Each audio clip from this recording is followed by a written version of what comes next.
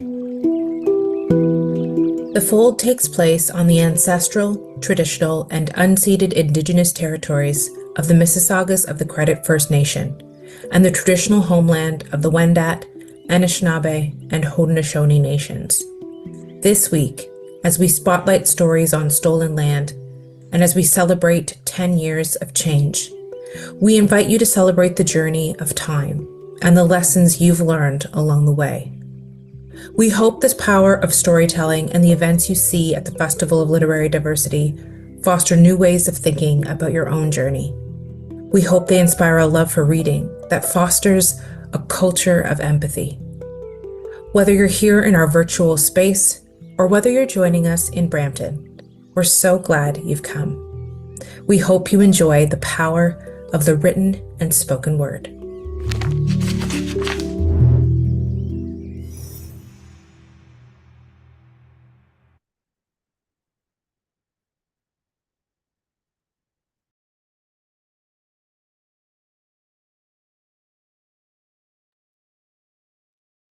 Hello, everyone. My name is Calissa Erb, and I'm a member of the Fold Program Advisory Team. I'm very excited to be your host for today. This event will run for about 60 minutes. To use captions, click the CC or Show Caption button at the bottom of the screen. And thanks to all of our sponsors for supporting the festival and making this decade of change possible. During the event, we encourage you to join the chat by clicking on the chat icon on the left side of your desktop screen or at the bottom of the VFairs app. The chat is a great place to discuss your thoughts and favorite quotes during and after the event. If you'd like to submit a question, use the Q&A box at the bottom of your Zoom screen. It's my pleasure to introduce today's panel. Kamal Al-Soleili is the author of 3 nonfiction books, Intolerable, Brown, and Return. He holds a PhD in English and is the director of the School of Journalism, Writing, and Media at the University of British Columbia, Vancouver. David Cheriandy is a writer and critic, award-winning author of the novels Sukkayant and Brother and the epistolary memoir I've Been Meaning to Tell You, A Letter to My Daughter. He is a professor of English at the University of Toronto and a member of the editorial board of Brick, a literary journal. Katharina Vermette is an award-winning makeshift writer from Treaty 1 territory, Winnipeg, Manitoba. She holds a Master of Fine Arts from the University of British Columbia and an honorary Doctor of Letters from the University of Manitoba. Real Ones is her latest novel. Jael Richardson is the founder and executive director of the Festival of Literary Diversity. She's the author of many books, including the best-selling novel Gutter Child. Thank you so much, Calissa, for that introduction. Thank you to all of you for being here. For any of you who follow me on Instagram, especially during Canada Read season, you know this panel is like my dream. I love to talk about the show. I love to talk with people who've been on the show. I'm fascinated on all fronts. And so for those of you joining us on YouTube or in the platform, thank you for being here. If you're in the platform, you can chat during this and you will be able to join us in an after party afterwards. But for now, I have some questions for you, for Kamal and Katerina and David. I first want to know how you felt when you found out you were going to be on Canada Reads. You guys were all on it about, I think it's about 2 to 3 years apart. But how did you feel when you got the news? Kamal, I'll start with you because yours was the longest. Was the long, I'm the oldest probably as well. I, I, I think I was away. I'm an academic, so I was on sabbatical and I was living in Thailand at the time. And I just found out from Facebook, like you find out all the news. And nobody told me. It's just like I found someone posted something about it on Facebook. That was the long list, I think. But then, yeah, and then I found out from my editor that just few before it was officially announced. But unfortunately, and I'm probably we'll get to that later, I wasn't able to be part of any of Canada Reads at all. I missed the whole thing. I participated long distance, but I wasn't able to come back to Toronto for it. So Katarina, what about you? Me, I don't even remember when I found out. Is that awful?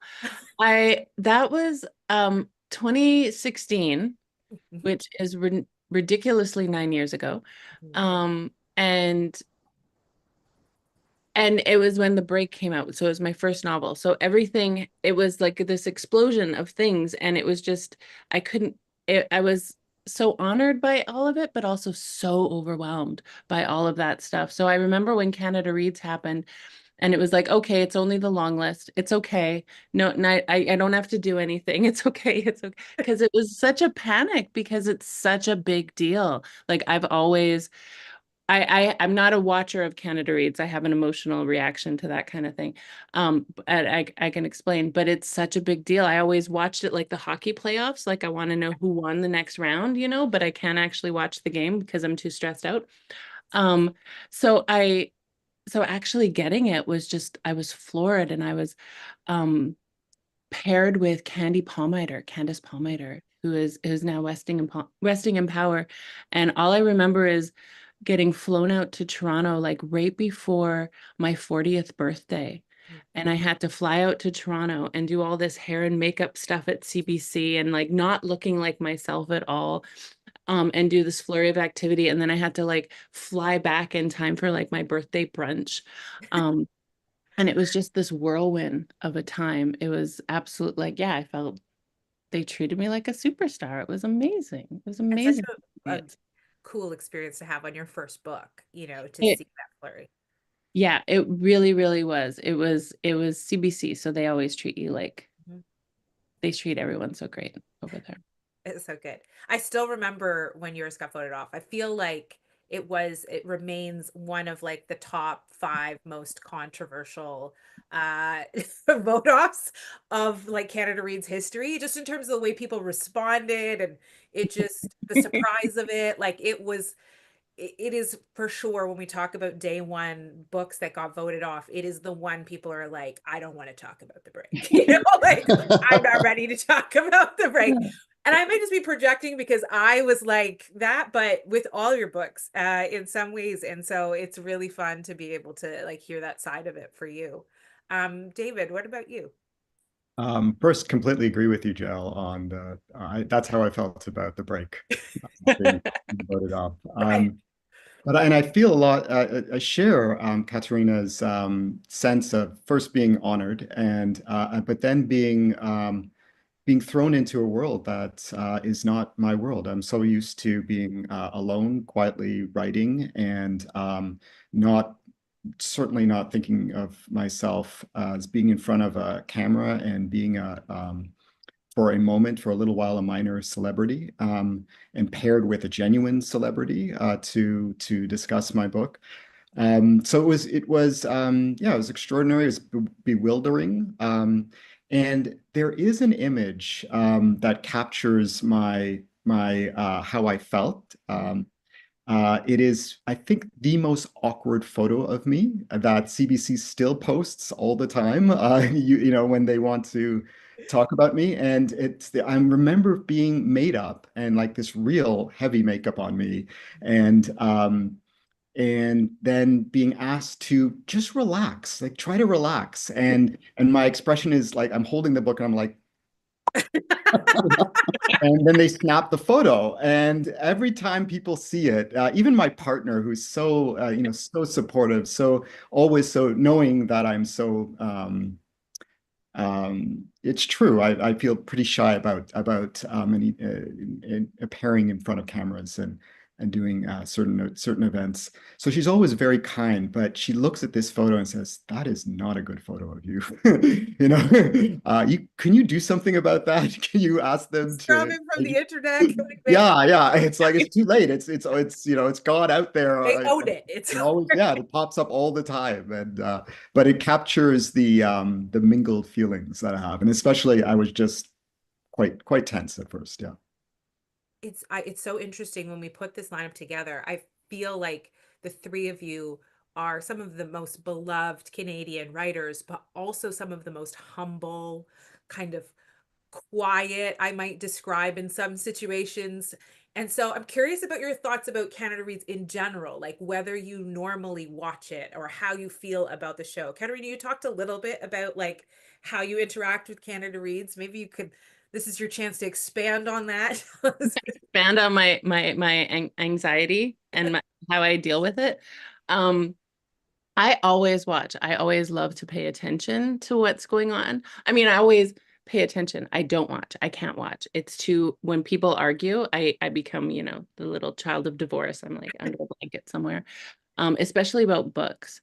I loved Canada Reads this year. I always read the captions after the, like I follow, like you follow, like whatever you're writing about it, whatever people are writing, but whatever the hashtag is. I say like an old person who doesn't always follow things like that, but Canada Reads is my exception. I love that Shayla won this year with that beautiful memoir. I love how surprising the lists can be, like especially this year. It was a lot of books like Memoir of a Two-Spirit Elder was like almost 10 years old, you know, like I love that, those surprises. I love Dandelion was on that. I love that book.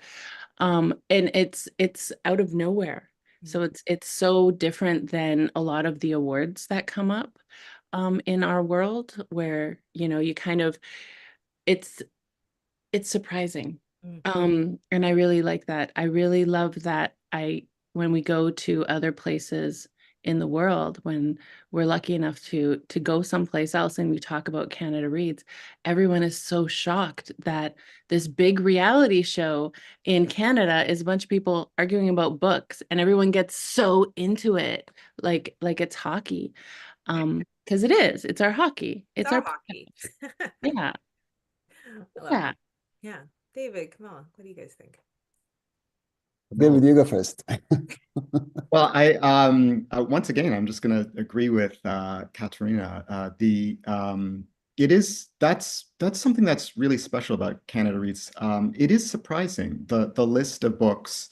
Sometimes books that, you know, I really do follow a lot of Canadian literature, and I hadn't read Fruit or heard of Fruit. And when that was defended, I think it was Jen Suk-Fong Lee who was defending it. It's a you know, a book that seemed to kind of just not appear on the radar of a lot of people, and just an example of a book that is unexpected. But there's many unexpected choices, and so I think there's something really something good and purposeful about how they're selecting books. I hope that doesn't sound self-flattering because my book was selected.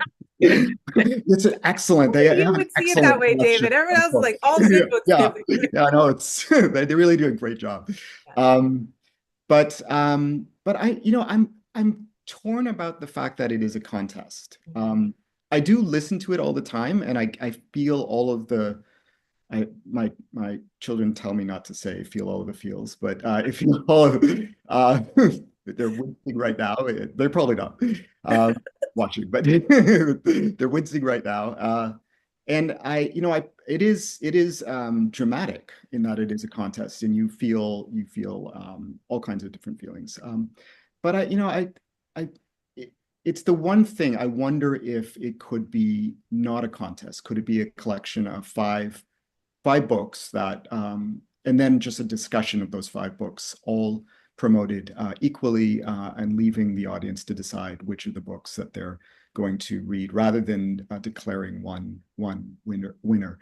When Ezia Dujin and Kenisa Lubrin and I edited an anthology, the Journey Prize anthology was a special edition of the anthology.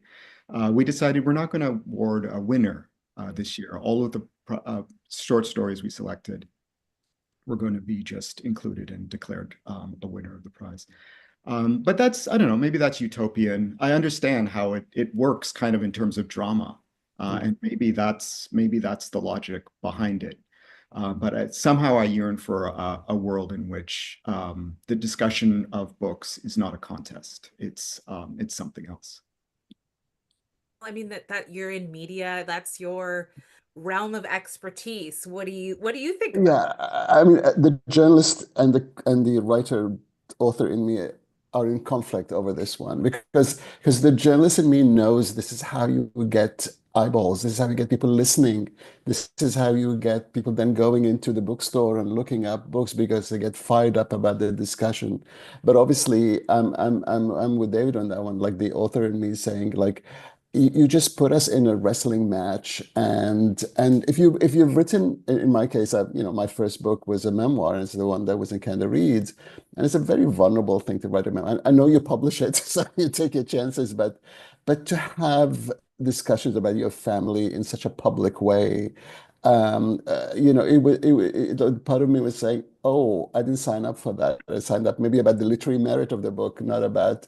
I remember at the time one of the champions of the other book saying, "This guy doesn't even like his family," and that still hurts to this day, 10 years later. So but I also know that without that format, without that, there wouldn't be as much public engagement. And I think the journalist in me ultimately wins on this round. So I'll put it this way. Yeah, it's funny you say that because when I first started watching the show, I wasn't I had one book published, I think, at the time, and it was like my dream. Like, oh, when I write a book and it'll get picked for Canada Reads and it'll be great. And then I started to be like, maybe not. Like, maybe what I really want, like, I think I'd like to be a defender. That would solve all my problems. I'd be able to be involved in the show, but not have my life like personally Yeah. attacked and like my work picked apart piece by piece. So I get it. And I think too, oftentimes I talk to the folks at Canada Reads about this, and their explanation is like what you said. It's entertainment. It's actually not, I think, for the literary community. It's actually a far more public pop culture experience. And so I think the writers are all like, oh my gosh, buckle down, I can't do this.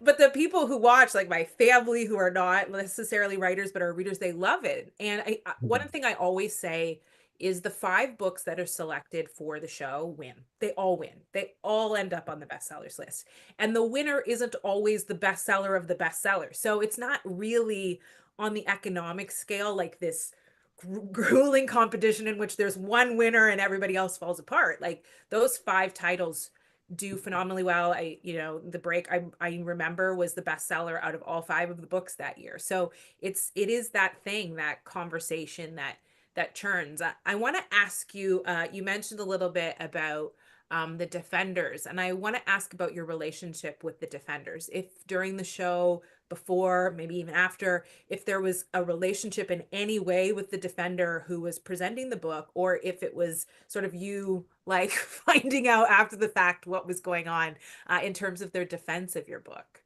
David, and you can remind folks who each of your defenders were. Mhm. So Lisa Ray, an actor and an author herself, she afterwards wrote a very interesting memoir. She was the defender and who picked the book. And yeah, it's always, for me, it's always mesmerizing, again, meeting a kind of a person who works in film or television, because there's a kind of a natural charisma. So I didn't know her before. I didn't know her personally. I knew of her, but I didn't know her before. But I felt we had a really warm relationship during the discussion. I was really, really, really happy to meet her, and we communicated a little bit after she was kind of finishing her memoir. Yeah, it was that's again another interesting thing about Canada Reads. It actually, just selfishly as an author who's lucky enough to be on it, you get to have an interaction with these people in worlds that you don't normally move within. So it was really nice, and she was really such a passionate defender of the book. Yeah, I can only say positive things about that. Right. Was there any, like, during the show, kind of a back and forth at all, or just? No, I don't think so. I've heard about that. People, defenders and writers kind of communicating, but I don't recall that. I think Lisa had a plan, and she was really quite kind of purposeful about this plan, and yeah. Purposeful is such a nice way to say it. Yeah, I know. It's it's a happy occasion for me. Great. That's great. Mm. Colin, what about you? I mean, you were in Thailand, and so I don't, Yeah, did you have, I mean, you didn't even know. I I find did. it so interesting Well, that you found out on Facebook. yeah, this is pre-Zoom as Yeah. well. So, so I think we did like the Facebook video. We met. Mine was, and I just got Kirsten Crook. Hmm. And the funny thing I mean, she's absolutely lovely and very kind, and read the book really inside out. And um, but she had an army of fans on Twitter because she was in a sci-fi show called Beauty and the Beast. Yeah. Isn't she from the like the Superman, the It's um yeah, and Smallville? it's, Smallville. she was that. Well, I know she was in Burden of Proof, I think, on CBC.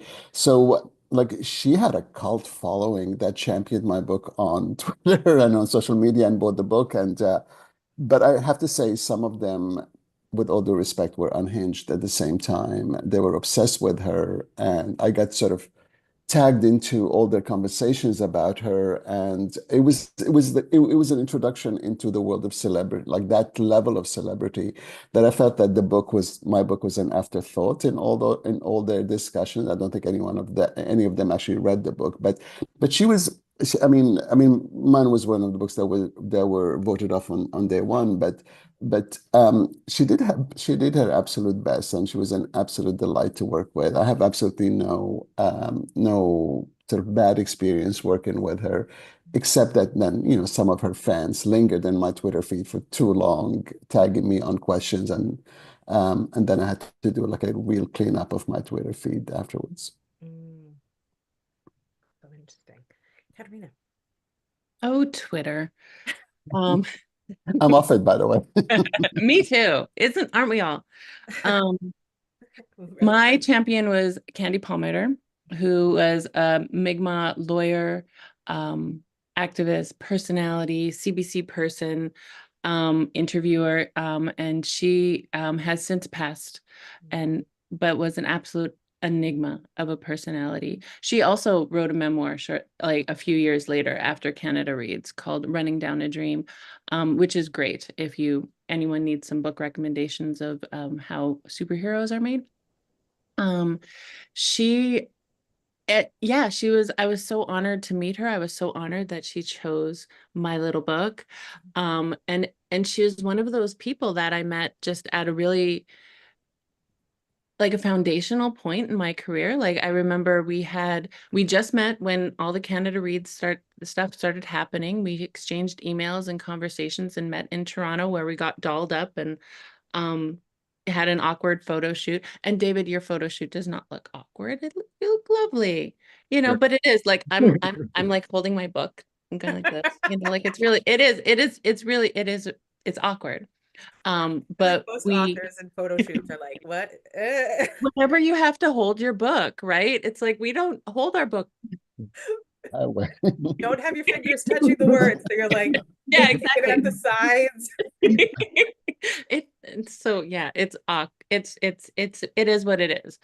But I had a great time. She taught me, like, she was talking, like, just took me under wing. She was my older cousin. She was like, no, you have to do this with your money. This is how you have to organize your speaking engagements. She's was such a powerful person who like knew what she wanted and asked for what she deserved. Mm. She was she just kind of advised me on this is how you get your speaking engagements and this is how you negotiate. Like, I don't know how we talked about all of these big things in this one afternoon, but I still remember that because there were lessons I took with me, you know. Also her wife is her business manager, and I remember that vividly because I've always wanted a wife who is my business manager because that seems like the most ideal situation, and we should all have wives who are our business managers. I go on record saying that. But she just was at this perfect place in her career where she could like say that to me and teach me those things. And we were talking such smack. Like she was a lawyer, she was tough, I'm tough. I came from, I got tough roots too. So we were talking such smack going into that. Canada Reads. We were like, we're gonna get you. She's a lawyer. She's got my look at her. She's gonna go. And then it was a pretty ugly day one from all accounts. I didn't watch it. But I heard and it was quite it was devastating for Candy. Yeah.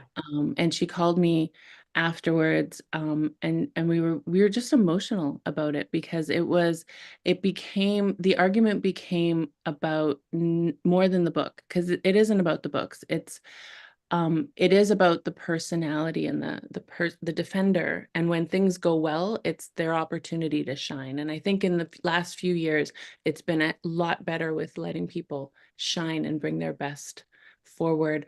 But on that first day, it really became about the experiences of people like me and the people that in like my characters in the book. And it became very us versus them. And that was really, really ugly and really hard for Candy to hold. And I'm really grateful that she held that for me, because I wouldn't have been able to. Um, so yeah, we did get voted off on the first day, but I It, think she held her own. Well, she she did. would. She held her own. I mean, there are all sorts of theories about that day, about why it happened, whether it was like intimidation of Candy, knowing that she like could take it all very easily, and Mm, strategy by the other defenders. And each year, each combination of defenders changes the way the game operates. And it is really a game in that way. yeah. Some people are voting for make sure their book makes it as long as possible. Some people are voting for, they don't know how they're going to vote, so they just base it on each show. And some people are coming with a strategy: day one, day two, day three, day four. And Candy was one of the first times I remember somebody coming in. You think they're going to go all the way, and like they have all the tools to do it, and day one just like it didn't go. It didn't go. It didn't go. Didn't know. They came Yeah. at her hard. Yeah. There was a real aggression there in the I, strategy. And yeah, yeah. I still They held remember, like, I still remember. It's almost like, where were you when the break was voted off? Kind of in and Catherine, I also want to say that is because of Canada Read, I got to meet Candy as well, and she was my a big champion of Intolerable, my book, and then we stayed in touch for many years. She was filling in a lot of doing a lot of work at CBC, filling in for she had their own show, and I was very grateful for how, like, she sent me DMs when my book was voted off and saying, "You're still my number one." And I've my only regret about leaving Twitter is that I don't have access to those DMs anymore. But, yeah. Yeah, that's true. That's true. Well, There What's were your some good name? things on that platform there was some good things on that platform back in the day. Yeah. there was some. Um, Question for you guys. So for Kamal and Katerina, it was your first book. For David, it was further along in your career. And so I'm curious for you, David, how, if you see like a bump or a moment in which Canada Reads had this like impact on the trajectory of your career, or was it just like one event on occasion? And for you and Kamal, for Katerina and Kamal, do you guys sense that like something happened by being on the show that's changed the things that happen after? Yeah. Just to maybe pick up from what Katrina was saying about the discussion of the break, Mm. and to put it together with your point, and it's such a uncontestable point, Jael, about what it means to be on Canada Reads. You have absolutely all five books have a bump of sales. And so it is true, all five books are winners in that sense. And that's where Canada Reads fulfills this really important um, um, it performs this important task for the promotion of literature in Canada. That's unquestionable, and I think that ought to be really celebrated. But when I question the contest nature of Canada Reads, it's about the nature of how books are discussed. Mm. And that's what I wish for something different. Just being on Canada Reads, you are a winner, because your books are going to be have more attention to it. And it's not to say, actually, there are moments in Canada Reads in which really interesting things are said. And oftentimes the people who are reading at it, even if they're coming at it from so many different perspectives, and valuable perspectives are offered. But I think I still would hold, and I hope I'm not sounding like a broken record, that there is a cost to a contest, to a survivor-like contest, with respect to the discussion of literature. And I witnessed that when Katerina's book was discussed. And I think that's one of the things I'm thinking about. Positive things notwithstanding. Yeah. In terms of the, yeah, there was I think that, I'll you know, say too, just to add to that, there are other occasions that have shown that dark side. I think Jesse yeah, Kissel had a yeah, similar type yeah, of experience. The Julie Black and Shirley right, Dumoulin, like right. there have been moments, and all those examples are examples of Indigenous authors. But one of the reasons I started the after conversations that I do on Instagram was because you see these problematic things and you don't want them to just sit and stay out there in the air without the other side, the correction or whatever. So yeah, there is like an underbelly of the show that rears its head, I think. Yeah, and what you do, Jael, is actually enable a conversation, a type of approach to a book that is out there anyway, and it's just that Canada Reads happens to kind of expose it, and then create an opportunity to actually discuss it. So in a certain way, it's still, it's to create the opportunity for a more critical conversation. I think that is a positive spin off of Canada Reads, and even everyone who listens to it, I listen to it religiously, almost every single, and then I go away and then I have these conversations with people about what's happened, and those are I consider those really, really good conversations. Yeah. Regarding the brother, just really quickly, so many things I think were I know it definitely, and I benefited from the profile that Canada Reads gave to Brother. I know that, and many times, that's been mentioned. But I guess, I was fortunate that there were other ways of I felt the book was received, other kind of. I think certain communities received the book in ways that were important to me. Certain readers had already received it.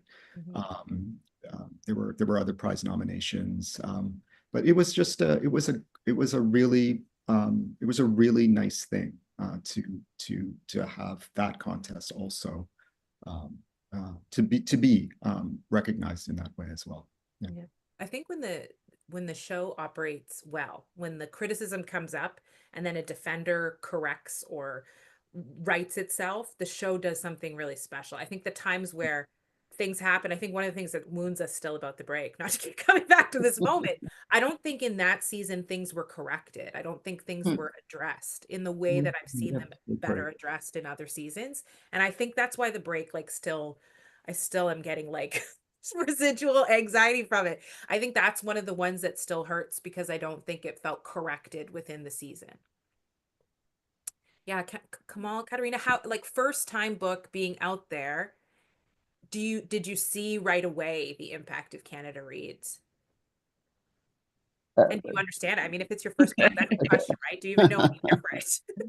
Kathy, I'm gonna go quickly. At that point, Intolerable had been out for about maybe 2.5 years, and it had been nominated for the Writers' Trust and won the Toronto Book Award. But with all the respect, none of these award nominations had any impact on the sales of the book or the visibility of the book. It was Canada Reads. It was Canada Reads that kind of, I wouldn't be here talking to you right now if it wasn't for Canada Reads. It was from a debut book by, I was 47 when the book came out, so I wasn't a young writer. I mean, I had been a journalist for a long time, and it could have, my career could have, or my writing life could have, because I hate the word career, so it's very professional. My writing life could have gone sideways, could have been, that way.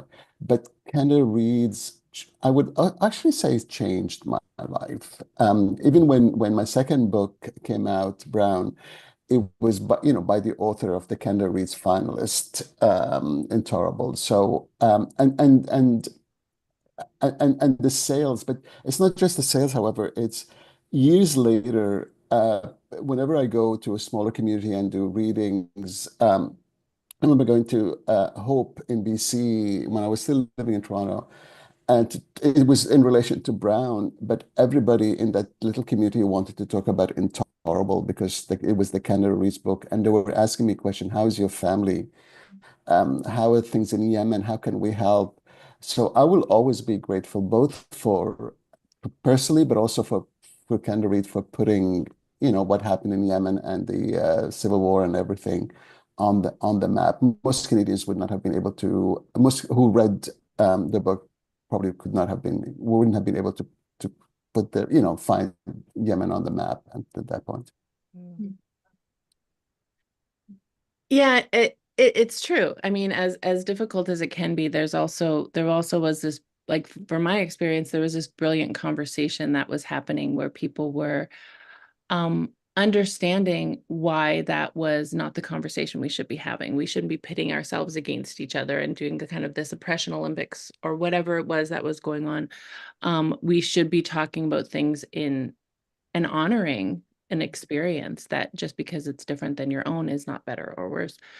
So I do think that unfortunately, fortunately, like this business is a business, and as much as we write art because we love it and we just want to hole up in our spaces and write our books, which, okay, maybe that's just me.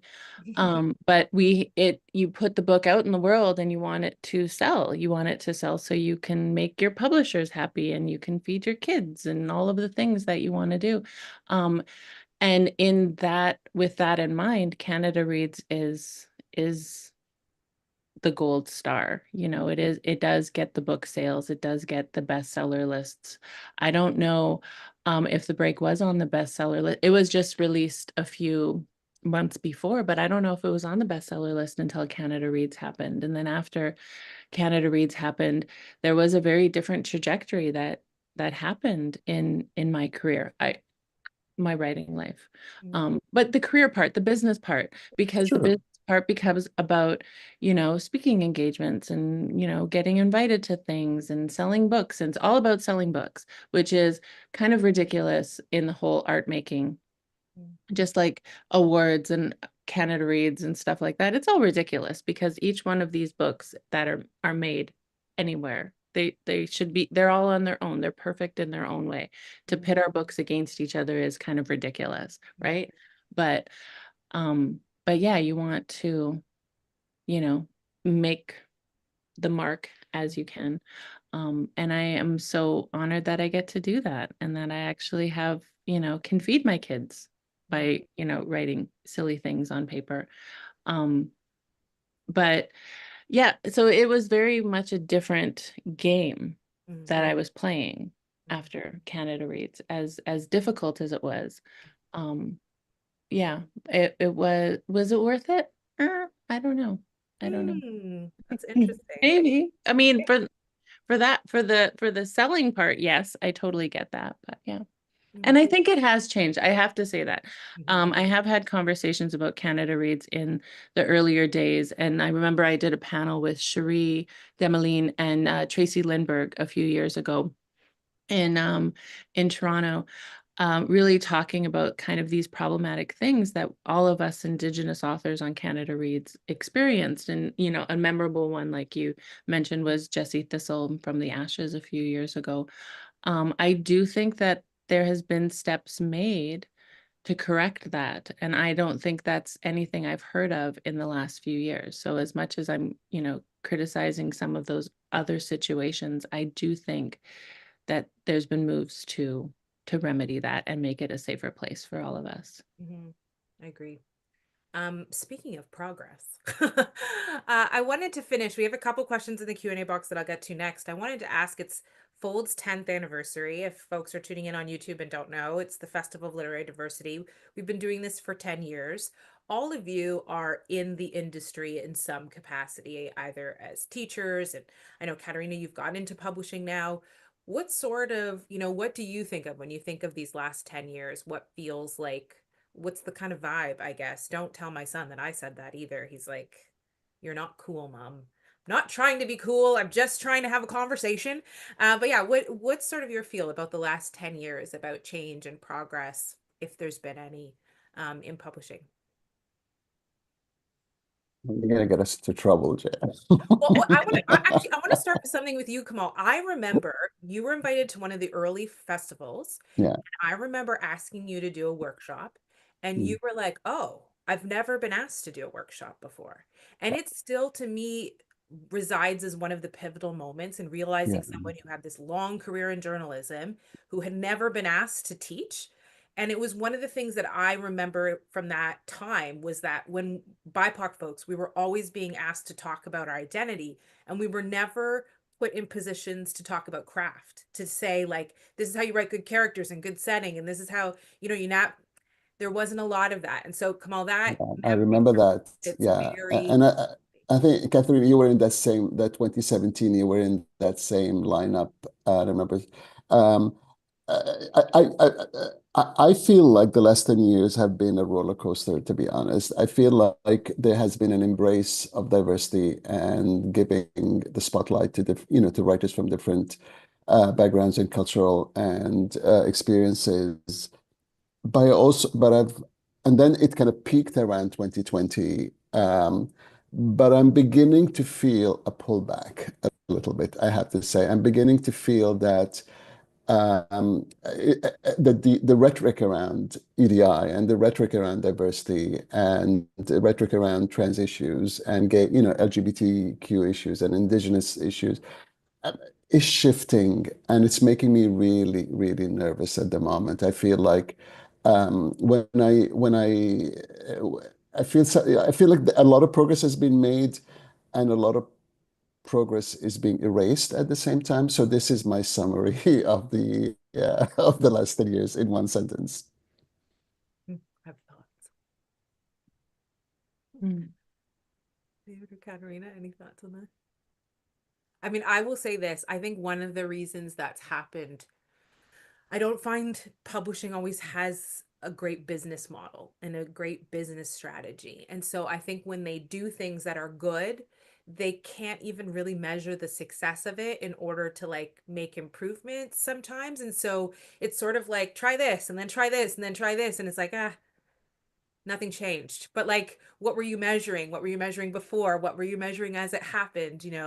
Um, I think some of the things, you tried the first thing, but not going deeper into that and didn't really have a targets, like we'll do this and then we'll do this and then we'll do this. It was sort of like, let's just try this, see what happens, and I think we all kind of knew those things could fail if, and I'll give you some examples. I know there were editors who were hired and people of color who were working in publishing around 2020. And over the last few years, a lot of those people have been let go for a variety of reasons, especially at some big houses. And, that's like that progress that feels like it's being pulled back for me, just Mm. to affirm that for you. That's sorry, Katrina, did you want to? No, it's your turn. Can't wait to hear you.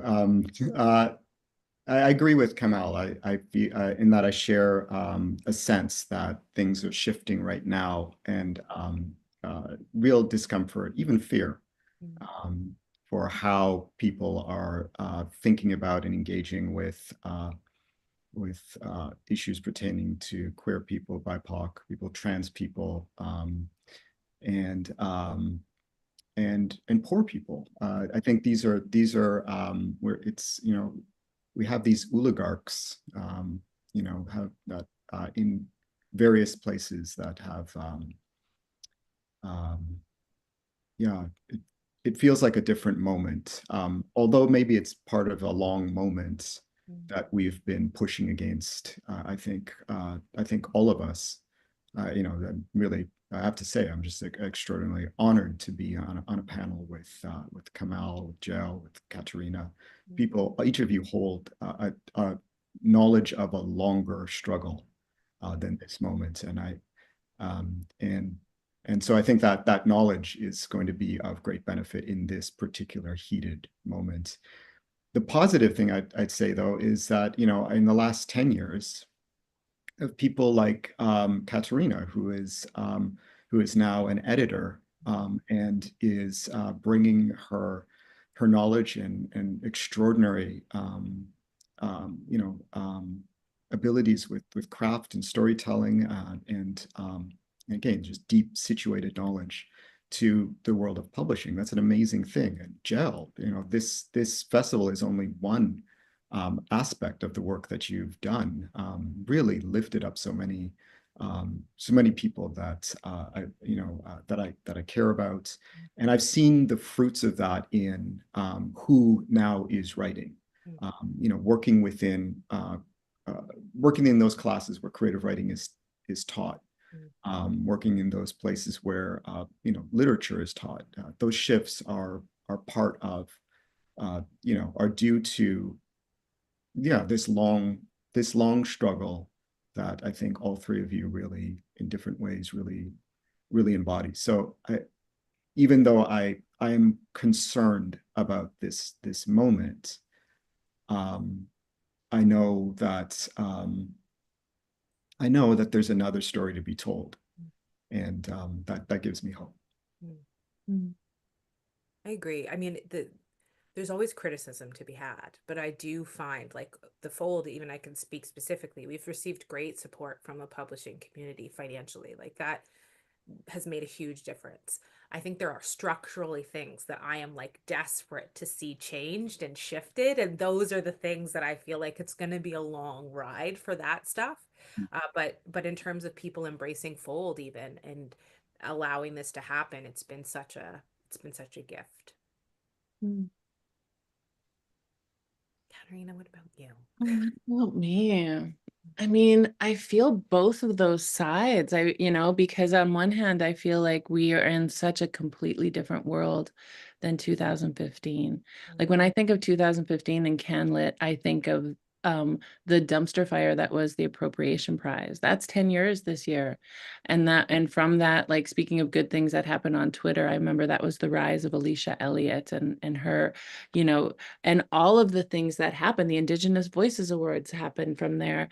It really set off a chain of events that I think we've all benefited from. I think of when The Break came out in 2016.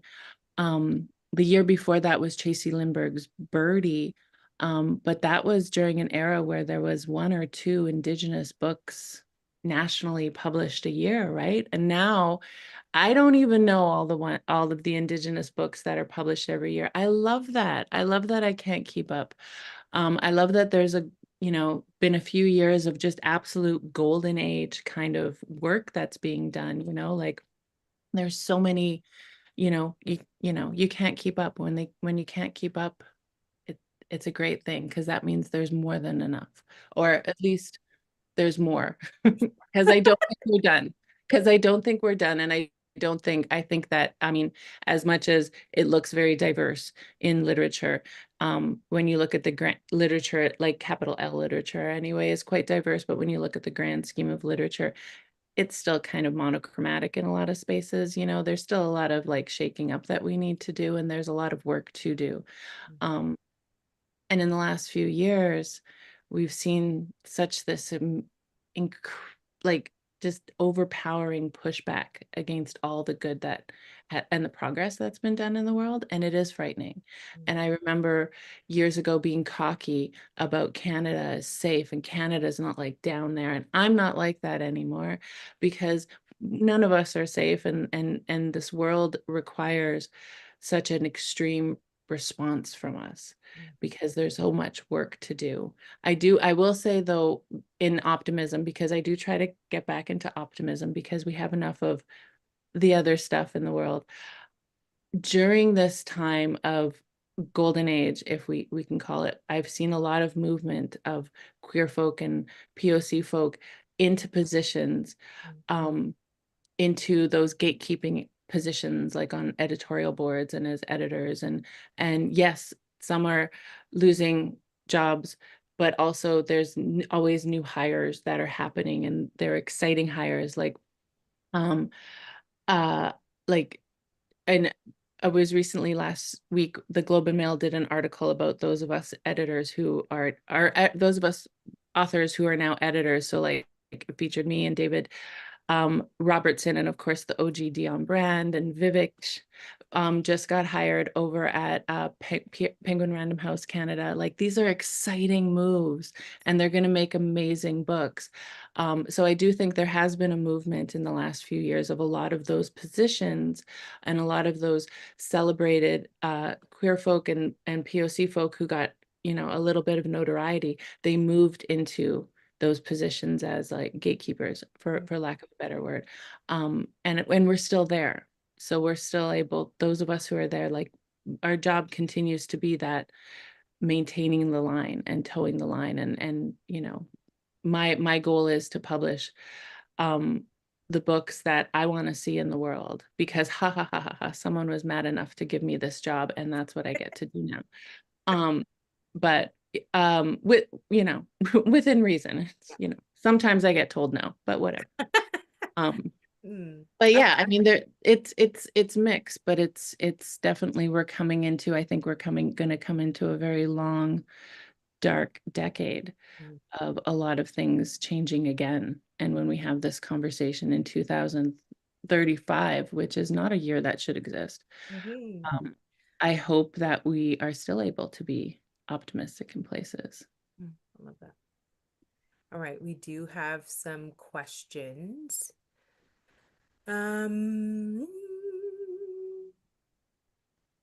Do you think that there is something in the formatting of Canada Reads that could be adjusted to support the author while also prompting critical discussion?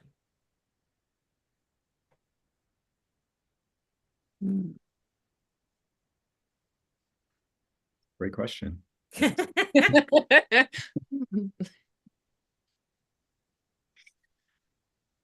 I wish the author could choose their champion. And sometimes I wish authors champion other authors, because when we have celebrities, with all the respect, it's sometimes the critical discussion is not up to the level that authors are used to. But I go back to what Jael said earlier. It's not for the authors or the publishing industry, it's for the general audience. So. And there would be, the interesting thing about that is that it would be great, but it would mean that someone was picking the 5 books, which is one of the parts that makes it kind of interesting, is that they pick these 5 celebrities and then they pick the book and you don't even know. Like, there's not this like tower of people that are judging and saying these 5 books are amazing. One person is saying, this is the book that I just love and can't live without, which is a cool thing. But I do think I agree that, like, yeah, I agree. I said it this year actually, because Linwood Barclay was one of the defenders this year, and Heather O'Neill was a defender the year before. And I do notice a difference when there is a writer on in the group. You know, having someone to like rein it back and direct it is really critical. And actually, I think Linwood got voted out on day 2, and it's really helpful when they're like a freelancer, you know, because they're not speaking from a position of like bias. They're speaking from a like, okay, everybody, just so you know, this is how it works. And they can give a little bit of grounding, literary grounding, I think, to the conversation that sometimes gets missed when there's no author in the group. Is it true that in the past there were more authors? In the very early stage, I remember Lisa Moore, I believe, was she? I think the defenders were all authors, maybe. Yeah, that's what I thought. I thought at first it was almost all authors, and they moved away. And only recently, I recall only the last couple of years that Heather and they've brought authors back. So I guess it was an interesting decision. I always wondered if people who are not authors on the panel, it would feel a bit awkward, because the author, maybe you'd think that the author has more authority in literature, and maybe that skews it a bit. And but maybe it's the opposite. I don't know. It's the author has no authority, but that's the yeah. But that's an interesting suggestion, Kamal. Yeah, I don't know. It would make it for a different fight, but that might be like, it might be an interesting play to like have the authors, you know, have authors pick someone to defend their books or whatever. Like, it might be just it would be a different show. What I find interesting, and as thinking about how many people who have defended books on Canada Reads who have then become authors. Because Lisa Ray became a memoirist, so did Candy. I'm thinking Wab Canoe here, like right shortly thereafter. Like, so it's almost like a trial by fire of them becoming authors because they're thinking about books in this very different way. I love the randomness of it. I love that it's just about a group of random celebrities who are picking their passionate book, and it's their passion project and stuff. I almost want, my suggestion might be, and this would not be something any journalist would ever go for, and it's the quickest way to get the show less ratings, but I almost would love for them to have like some critical training from some English prof somewhere just about how you can discuss these things in an even way.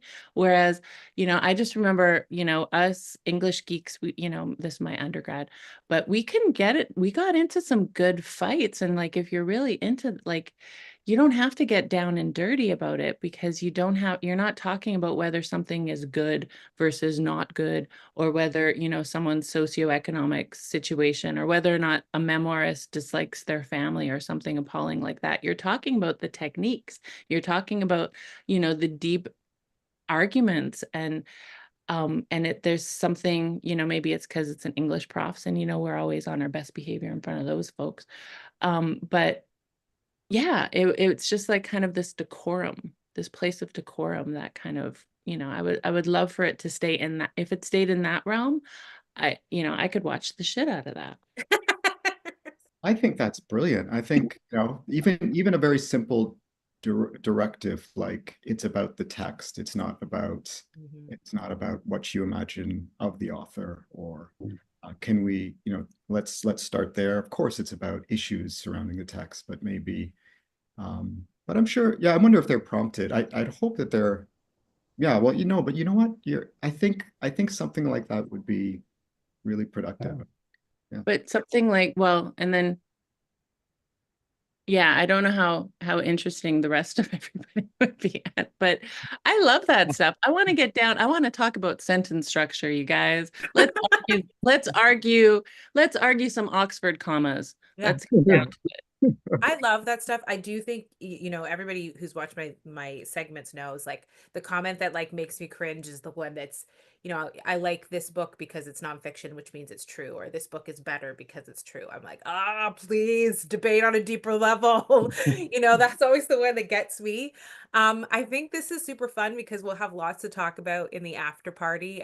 There were some really great questions in the Q&A that I did not get to. So for those of you who popped those questions in, please join the after party and ask them of Kamal and Katerina and David. Thank you so much for joining me. This is like my dream, the All-Stars and Canada Reads, and thank you for making it happen. All right. Thank you, Jael. Thanks, Thank you. Jael. And happy 10th anniversary. Yes, happy anniversary. Congrats.